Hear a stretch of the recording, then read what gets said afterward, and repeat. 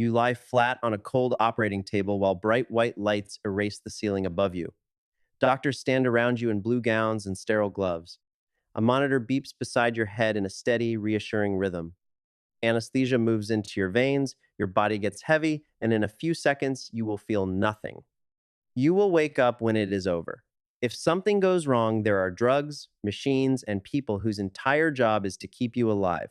Now remove all of it. No hospital, no metal scalpel, no emergency team waiting behind the door. It is 31,000 years ago. Something has gone badly wrong with your leg. Maybe it was crushed. Maybe infection has started to climb through the tissue. Maybe keeping the limb means losing the person. You need surgery. So, what happens next? The obvious answer is that you die. For most of human history, that was probably true. A deep wound could kill you, a broken limb could kill you, and an infection you could not even see yet could kill you days later. But in a limestone cave in Borneo, archaeologists found a skeleton that made this question harder to answer. The bones belonged to a young person who lived about 31,000 years ago. Their lower left leg was gone. It was not torn away by an animal, and it did not look like a random break. The bone had been cut in a way that points to deliberate removal. Then it healed. That is the part that changes everything. Bone does not heal like that after death. This person lived after the operation, not just for a few minutes, and not just long enough to die somewhere else.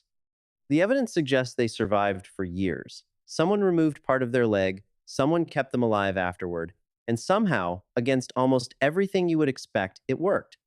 You might think the impossible part is the cutting. It is not. A sharp stone can cut skin. Flint, chert, or obsidian can hold an edge fine enough to slice flesh cleanly. That does not make it safe, and it does not make it clean. It only means the first step was possible. The real problem starts the moment the blade touches you.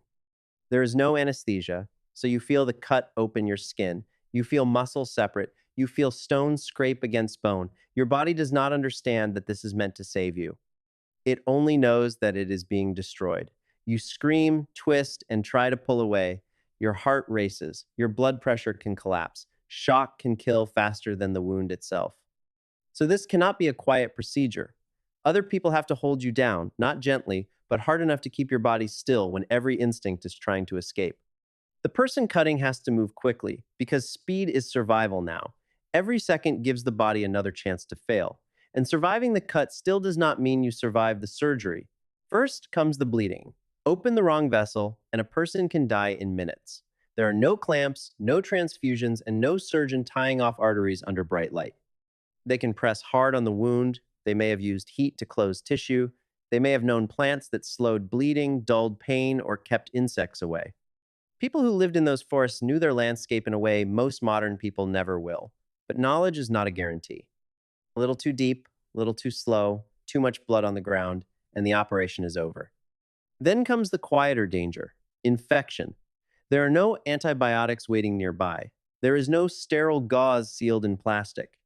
One smear of dirt, one insect, one dirty hand, or one bit of dying tissue left behind can turn the wound deadly. They would use the cleanest water they could find.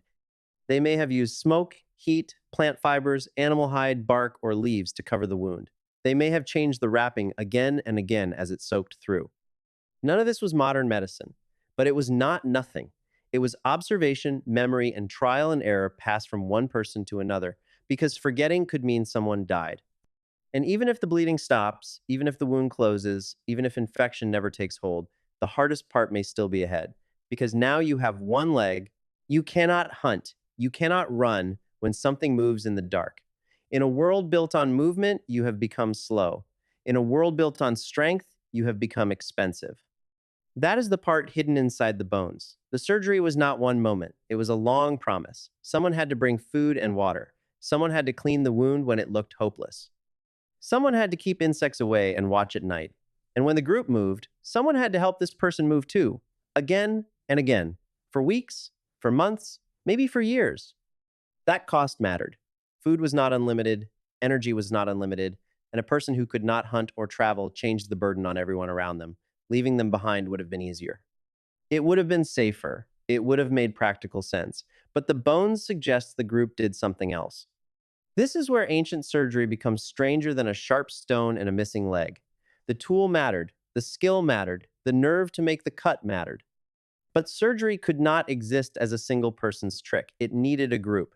It needed people willing to turn pain into a shared problem. It needed someone helpless enough to trust and others committed enough to stay. Today, when you lie on an operating table, that same old bargain is still there. The room is cleaner now, the tools are better, the drugs are stronger, and the odds are not the same. But for a moment, you are still doing something ancient. You let other humans make you helpless. You let them cut into your body. You trust that they will not leave you there. Hospitals made that promise safer. They did not invent it. Before medicine had buildings, degrees, machines, or names, it may have been this simple.